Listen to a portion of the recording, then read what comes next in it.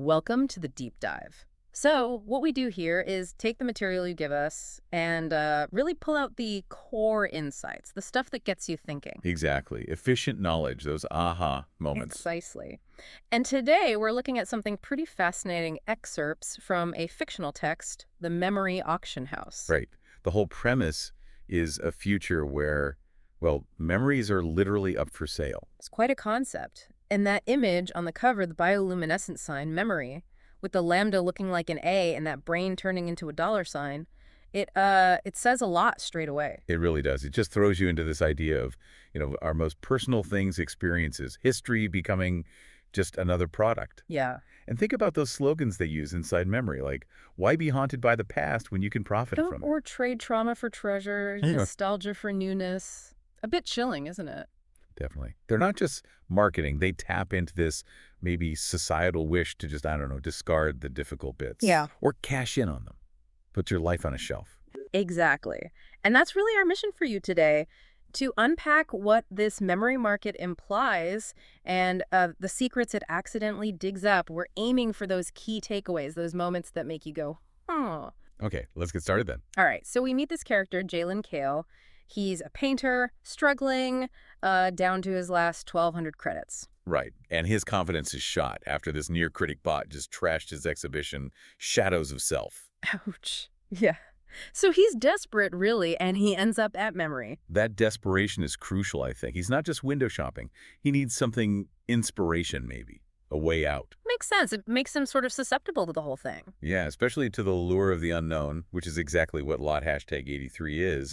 It kind of makes you ask, when we're pushed, are we more likely to jump into something totally unclear? Good point.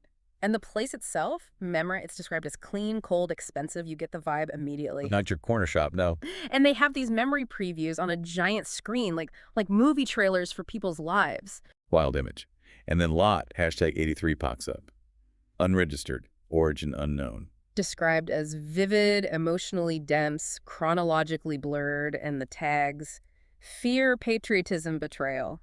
Wow. Intense stuff. It grabs you. Absolutely. And that unregistered part is key, isn't it? Like, it slipped through the cracks somehow. Exactly. Not vetted, not sanitized, maybe. Yeah. And the Android auctioneer Maven calls it raw, untouched, maybe historical, maybe even priceless. It just builds this huge sense of importance around it. And those images flashing on the preview dome, someone running, smoke, a data chip, guards with no symbols, a burning flag, a hand reaching out. Super evocative. Just little flashes designed to intrigue and, honestly, maybe unsettle you a bit. They definitely work on Jalen. He buys it, just like that. An impulse buy, even though others are clearly skeptical. Big moment. Talk about a leap of faith. So he takes it home, tries to keep some distance, sets it to passive view only, but the second he starts it, bang, he's in it. Yeah, total immersion. Feeling like he's in someone else's body, stronger, taller, older, the breathing, the panic. And then the info hits. Colonel Dax Merrin, June 12th, 2237. Okay, hold on. That's the kicker. Right, because that date, it shouldn't exist. Everyone knows the calendar reset in 2219 after the Quiet Revolution. You just don't question it. It's like finding a document dated 10 years after history supposedly ended and restarted. A massive red flag. The first real crack in the official story. Absolutely. It screams deleted history. Calendar resets always signal some kind of power shift or rewriting of the past. And this date is way outside the lines. And the stuff in the memory. Fleeing Obelisk 9, a secret lab under the Capitol Dome. Yeah, and the data chip he's carrying files, projects, names, test subjects, and then the big one, a file labeled the Forgetting Initiative. Chilling. And that voice in his earpiece, they're going to erase us. Our memories, our families, every rebellion, gone. It's explicit. They're facing an imminent total memory wipe. And the burning flag, not the current Unity banner, but the old Earth Federation one. Another huge clue. Definitely from a different time, a forbidden time. Then gunfire, pain, darkness. Jalen rips the headset off. He's physically sick. Vomiting, yeah. Because it wasn't just like watching a movie. No, he says it felt like he was there, like he was Dax Merrin for those moments. That visceral reaction, it underlines how real this fragmented memory feels. It's not just data, it's experience, hitting him hard. So naturally, he tries to find out more. He contacts Memory. And gets corporate runaround, right? We don't disclose donors. All sales final, contact support for wellness protocol. Basically, shut up and deal with it. Pretty much. And he searches archives, nothing. No Colonel Dax Merrin, no Obelisk 9, no Forgetting Initiative. It's all gone. Wiped clean. As if they never existed. Yeah. which points towards that systematic suppression you mentioned. But then he finds that single deleted darknet thread, the era that vanished. Ooh, intriguing. 112 comments before it got zapped, and a post from someone called @remnnt listed as deceased with map fragments. Map fragments. Yeah, matching the layout of the facility in Merrin's memory. Wow. So others had stumbled onto this and maybe paid the price at RMNT being deceased. Yeah. That's ominous. Seriously. So this just fuels Jalen's obsession, right? He starts painting. Manically. The corridor, the chip, the flag, this weird logo in Ouroboros, the snake eating its tail, but with an eye in the middle. Turning his studio into a war zone of imagery. Yeah. And his art changes completely. It's not about being beautiful anymore. It's urgent. It's like he has to get these images out. The memory is driving him, compelling him to bear witness through his art. It becomes a conduit for this lost history. And he starts showing the work anonymously. It goes viral on the mesh, people calling him the memory prophet.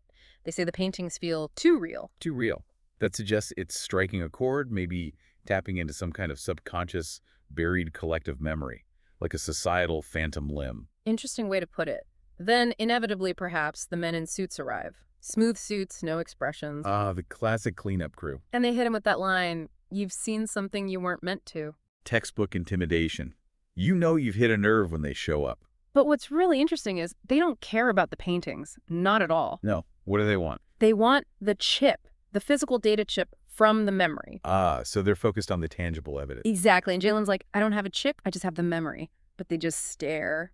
No smiles. Pure menace. Their focus on the physical chip might show they underestimate the real threat, which is the memory itself, the idea spreading. Maybe.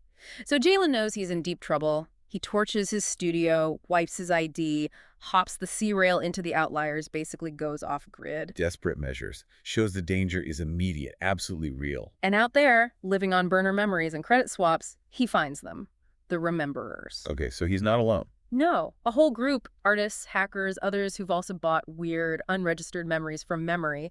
And all these memories hint at the same thing. Gaps in time, missing history. So memory is the common thread, the source of these leaks. Yeah, and they have this rogue archivist with a theory. The Forgetting Initiative wasn't just a concept, it was real.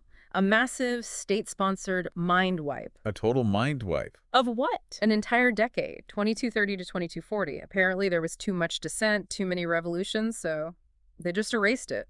How could they even do that? The theory involves implants, chem clouds, something called quantum erasure, advanced, scary tech aimed at rewriting minds on a massive scale. That's horrifying. Deleting a decade from everyone's memory to maintain control. It's next-level dystopian. It really is. But here's the twist. Right. How did fragments survive? Good question. If it was a total wipe. The archivist thinks the memories got encoded in the brain tissue of people who died during the erasure process, their final moments, essentially. Whoa. And later, somehow, this tissue gets processed, digitized, and sold by memory as unverified raw memories, probably without even knowing their true significance. So the very corporation profiting from memory is inadvertently selling the evidence of the biggest cover-up imaginable. The irony is incredible. Darkly ironic, yeah. The system designed for control becomes the leak. And the rememberers are trying to put these pieces back together. Exactly. Collecting the fragments, splicing them, using art, analyzing data, even shared dream patterns, apparently. Trying to reconstruct the lost decade. Rebuilding history from scraps of memory. That's powerful. And then they find Dax Merrin's final message. Not in Jalen's memory, but hidden inside another fragment someone else bought someone who drowned in a government tank. Grim stuff. What did it say? Simple, but hits hard. They erased us. But memory leaks, and memory fights back. Wow, that's basically the thesis statement for their resistance, isn't it? Memory itself is an active force. Totally. And this changes Jalen completely. He's not just a haunted artist anymore. He's a witness. He starts painting Obelisk 9, the names of victims he's learned, the map, the chip, and finally, this huge mural of Dax Merrin. Giving faces and places to the forgotten history, making it visible. But then the agents find him again, guns out this time. Of course. They wouldn't give up. So Jalen does the only thing he can think of. He starts a live stream, broadcasting the mural to the mesh. A final act of defiance, showing the world. Yeah. And the story says the recognition among viewers wasn't complete. People didn't suddenly remember everything. But it was enough. Enough to make them question, to feel a flicker of fear, maybe. enough to plant a seed of doubt about the official history.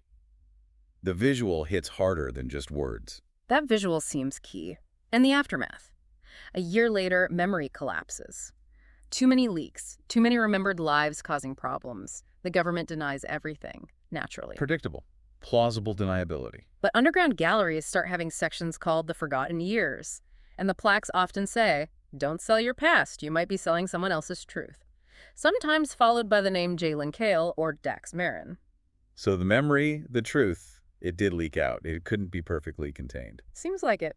So, wrapping up this deep dive into the memory auction house, what are the big takeaways for you? Well, obviously, this whole fictional idea of memory as a commodity is pretty potent. Makes you think about the value we place on our own past, right? For sure. And the chilling possibility of history being deliberately erased. But also the power of these fragmented memories and art to fight back against that erasure. Absolutely. And bringing it back to, why this matters to someone looking for insights.